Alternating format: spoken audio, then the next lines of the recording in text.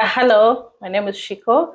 On our today conversation, we'll be talking about travel and living abroad. I'm joined by Kinya. So my name is Kinya. I'm from Kenya, and I love traveling. And I hope to be one of the first few Kenyans to actually go to all the countries in the world with a Kenyan passport. So far I've done like 49 countries. Yeah, she has traveled for sure. We've seen the pictures and it's fun. So today we just want to hear about your experience. I know you've traveled so many countries. There are some that you've actually worked in. So maybe you tell us about that. How was your experience in terms of working the culture? How different was it for you? Yeah, so I mean, every country is different, to be honest. And every country has its own thing. So like, I have lived and worked in Hong Kong, Belgium, Puerto Rico, and then now Tanzania, and now Bermuda. So yeah, so like all these countries are different. All these countries have different cultures. All these countries are, they have their own unique thing. So yeah, no one is the same than the other. Yeah. So, in terms of, because if you're traveling, you need visa, you need money, you need accommodation. So how do you deal with that? So funny enough, like me, I think my traveling journey started with ISEC. ISEC is this like student organization. I don't know if you know about ISEC, but like Yes, I basically do. it's in campus. And I think that's what set me starting traveling. Mm-hmm. And I don't know how you just do it, because somehow, like, we used to have no money, but like you just basically like, I come from a big family. So like, we are 8 kids, yeah? And then I'm the youngest. So I would just go and like go to this first sibling. I say, yo, I have like 10K. I don't have anything. And give me 10K. And then, yeah, so then I would, marupurupu here, there, and then finally actually be able to go. And honestly, like those situations where like you don't have money and you are just like scraping and scrounging are like so exciting, so fun. And I've traveled with some of my friends, like your sister and Joki and I have been to like Malaysia together, or like Rwanda and Uganda and all that. And so I would say, like, yeah, those scraping, it's just like deciding, and then you fight for it, but smart. But at some point my family obviously were like, it's too tumemalizana na hiyo story, so now I pay for myself. There is no sponsor. I'm the sponsor. And I think it's just the same way, like, how people value different things. So someone might want like an iPhone, or like they want electronics. For me, traveling is that thing. Yes, so like, people spend money on things they don't. And I think for travel, people just think it's so inaccessible, but you can actually travel cheap. Like me, I really travel cheap. I find the cheapest deals. Like, for example, I was even telling my friends the other day. So like, this trip right now, I went to how many countries? 4 countries, and in a span of how long? It's like a month. Four countries in a month. Yeah, so like I left Bermuda, then I went to the Bahamas, then I went from the Bahamas to Panama, Mexico, then Mexico, Kenya, and that ticket was like 1,500 US. It's one ways. Yeah. So there's a way, like, okay. And this is March, so it's it's not. I think it's off peak. It's off peak. That's why it was. So you can, but obviously when you think about it, you're like, oh my gosh, it's daunting. But you can find, travel off peak times or find deals. Yeah.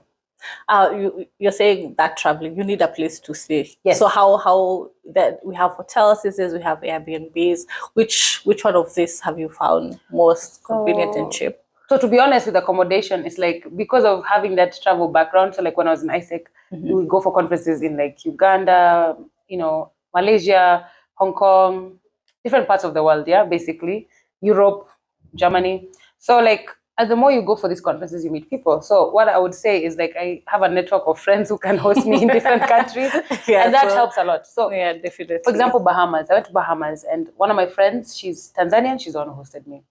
Saved a lot of money, because the Bahamas is very expensive. So you see, when you have food and accommodation covered, it's like such a big, makes a huge difference. So like, that's how it's just like a snowball effect, really. Like, you go to one country, make a few friends, and they also come visit you where you live. Like, you also in Kenya, give them accommodation. Exactly. So that's how I save. I stay with friends, and I think, or even locals, and I think when you stay with the locals also, you have like a really nice experience as well. You get to experience what they experience, because sometimes staying in these big hotels, you just get to see the fancy, but the culture, you'll probably miss it. And I'd recommend staying in hostels, like if you're especially a solo traveler. So for example, Panama, I say that the Selinas, and they have options. Okay, now that we are like, no longer in campus, not maybe paying for the dorm, which is $10 a night or something, you can get your own room with its own bathroom and still have that community vibe so that you can meet people. So like as a solo traveler, you're not like alone. So if you're traveling solo, I would say go to a hostel. And if you want to have more, you just have your own room and whatever. But that's how I travel. Like if it's solo, like Panama, I didn't have a host. I stayed in a hostel, but I had my own room. So it's, of course, I think someone who's listening will want to understand. So if I'm looking for a hostel and I'm going to Germany, so how do I find that? Okay, so there's so many platforms. Yes, so, and it's so shocking how, like, I know it seems so, again, traveling for some reason for so many people seems like such an uphill task, but it's not that difficult. And once you start, you just go. I've planned to travel so many times just locally, and I'm like, okay, let me just stay home. So you can, you can go on Skyscanner, you go like for flights, Expedia. For accommodation, you can check booking.com, Expedia. You can look Hostel World for hostels. And then you just basically you can also check travel blogs, like to see, okay, where do people stay? Where do people go? Ask friends who've been to those countries. Sometimes I find that's the best. Like you have a friend who's let's say from Panama, they can actually tell you, oh, when you go to Panama, you need to go here, here, here. Okay. So that I would say, tap into your network as well to ask if you have friends who've traveled to these places. But yeah, basically online, everything is online, like literally. So it's easy to find this information if you actually very interested to travel. Yeah, it's hard because you're like, oh my God. You said you've traveled this many countries, and of course get to see. And I'm curious to just your 5 top countries. Like I know there are many, and it's really, I know it's hard, but just those countries where I'm definitely going back again and again. Okay, well, I guess I can just say the countries I have actually gone back again and again. I don't know. So like recently I went to Mexico. I love the food, and I've been to Mexico now 3 times. So maybe that's one. But I also did like the islands, like, the Caribbean islands. So like I went to Dominica, not Dominican Republic, Dominica, but I have been to Dominican Republic. It's amazing, by the way. But Dominica is just so untouched and green and pretty. I really love Dominica. I loved Grenada as well. They're so pretty. I also love Europe. So for example, let's see, like I've been to Austria and Germany, France, and I just say Europe in general, Spain, like there's something about Europe. So I feel like I can just clamp up Europe. I know there are different countries, but it's just the architecture, the accessibility, like, you can be in a train and then you're in another city like that, So yeah, and then Asia, I forgot, I love Thailand. I love, Hong Kong. I lived in Hong Kong for a year. Hong Kong is amazing. It's so much fun. Yeah, so there's no, that question is hard because there's really each country has its pros and cons, and I think I also love big cities. Oh, and then US. The US, actually, to be honest, I used to be one of those people who's like, US is overrated, but I've been to so many American cities like Vegas, New Orleans, New York, Boston. And America is fun. I won't lie. It's really fun. So it is fun. It's beautiful. It is beautiful. Obviously, it has its challenges as well, but I go there a lot as well. So I guess the places I go to a lot are the ones, I guess. And so this is because you've been many countries, different language, different kind of food. For me, I think when I went to Spain, my biggest challenge was food. And language. So I used to sign language when you want to buy something. It was interesting, and so I'll translate. So how have you done that? Because all these different countries have different food. How do you adapt? Sometimes it would be a challenge. You're like, would I want to live where this kind of foods are not available, or how do I, even the weather? I think it's just leaning into the into the change and the uncertainty and the being uncomfortable, and also trying new things. So me, because for example, before I lived in Hong Kong, I never used to eat seafood. I lived in Hong Kong, and then now I like sushi. And Hong Kong has all these really cool restaurants, like different ones. So I think it's just immersing yourself, like say, okay, you know what?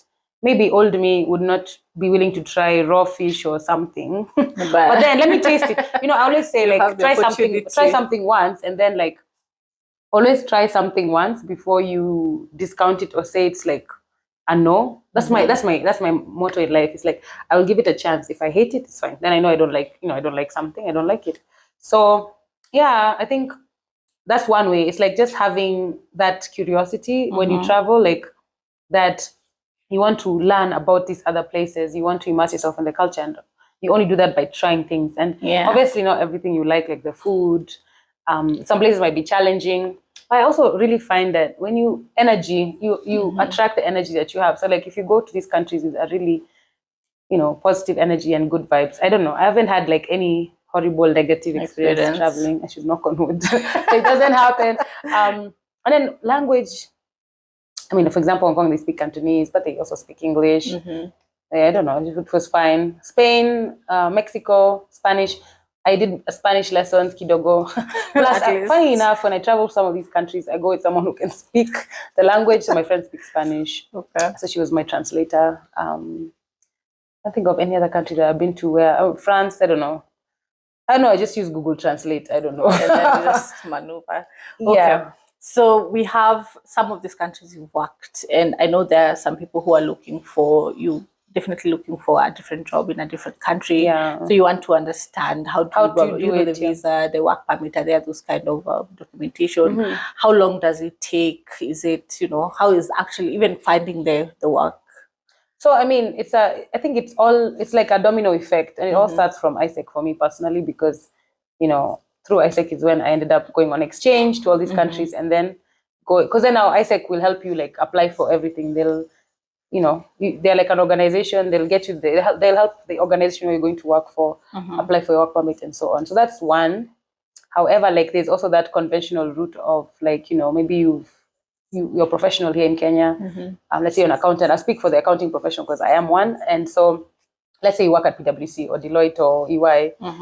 Basically like what they do is like these global companies, they have like mobility programs. So you can actually, you can actually, you can sign up for the mobility program. So for example, I was in PwC Tanzania, and then I moved to PwC in Bermuda, and through their internal mobility program. So there's that aspect. So it depends on the company you're working for, So yeah, sort of like help you transition. Yeah. So now let's say you maybe there's so many factors. So what's your profession?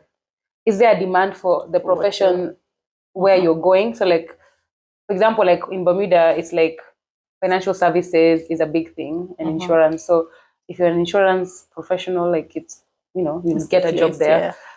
And I think once you get out and your first job abroad, I think then it's easy to build up to get more experience. But obviously it's hard, especially as Africans. Like I think we do face a lot of visa discrimination. You know how we have to bear ourselves like when you're applying for visas, which really sucks. It's like you feel like I've given you everything, my bank statements, my bills, like and then they always think like sometimes that you're going to not come back and blah blah blah. So yeah, I think as an African it's quite challenging, because also there's that thing where they don't also see us as equal, in the sense of like we like maybe we're not up to scratch or whatever, which is a lie, because like we're amazing and we're very smart. And we're talented. So we need to learn to like sell ourselves as well. So again, it all depends on your profession, the country you're going to. Is there a demand for this? So like let's say in the hospitality industry, you move to these islands, always need hospitality professionals. So like Bermuda, Bahamas, they need people to go and work in the hotel. So if you're a chef, you can go and apply. Or the cruise ships, like so it all depends. Some professions are more in demand than others. Yeah. So okay, you've mentioned visa sometimes process as one of the challenges. So which other challenges have you sort of encountered? And you're like, God, those. I mean, I feel like the visa one is one of the biggest ones.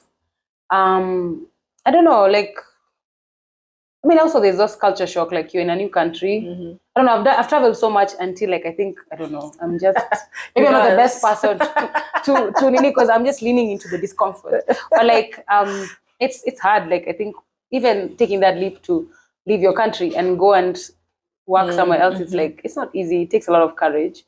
So Yeah, I would say when you're in these foreign countries, it's like, quickly build your support system within those countries. And there's like Kenyans everywhere, for example, or other like-minded people. So like I also do music and I sing, and so I have all these artist friends, and we have jam sessions, and I have my band, which I meet people at parties. I'm like, you do music, and then I recruit them like that. So find your thing that helps you stay sane, because also being far from home is it's obviously It's challenging. Yeah. So yeah. Okay.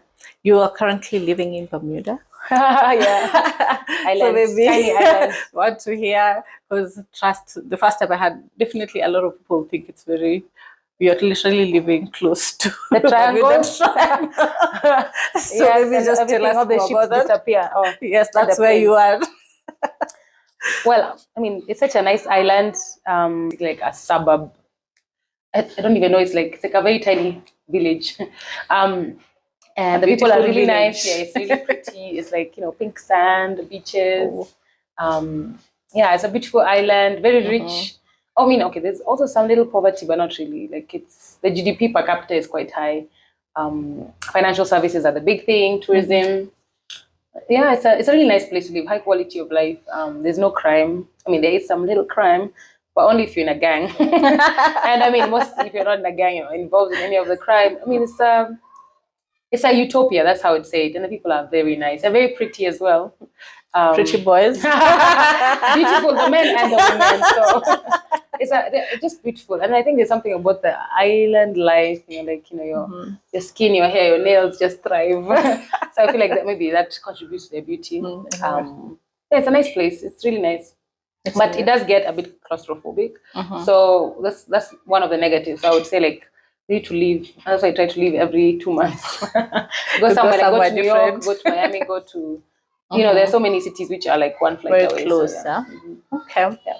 So for we still have many months for the year. I know you have plans. So I mean, I hope. Which new countries are you thinking of visiting this year? So first of all, your sister and I were supposed to go to Australia. I don't know, that's not happening in May for like a conference with Rotary. But I don't know, I want to go back to Europe. Like I did Europe last year, like Spain and Portugal, but I didn't get to really do it. I want to go to Italy, Greece. I also want to, Europe is one of the easiest places to travel because it's quite safe, easily accessible. Once you have a Schengen visa, like you have like 22 countries you can visit, which is amazing, right? So I want to do Europe. Obviously, I'll come back home again, hopefully again over Christmas, and then maybe do an African country like Mauritius or something. I don't know. It all depends on work and free time and all that. So there are many factors. It's just you try. You try. Yeah, that's wonderful. And coming back to local, which places have you been to here in Nairobi or like all over just Kenya? Okay. So I guess let me see. Let me think. Oh no, obviously coast like Diani, and then Lamu, Meru, which is my village. I don't know, Tsavo. Let's see. Maybe, Kisumu, like the western part. So I feel like I've tried to go the Kenyan parts, different places. Yeah, even is it Magadi? Is it called Magadi? Like Magadi. Yeah, I mean, I think even when I was in school, I went to many places. Mount Kenya. Yeah, that's quite interesting. But yeah. No, that's very good. I think if someone is watching, if you have any questions for any country that you'd like to know, yes, we shall answer them in the next video. Thank you so much for sharing with us that. Ciao. Adios.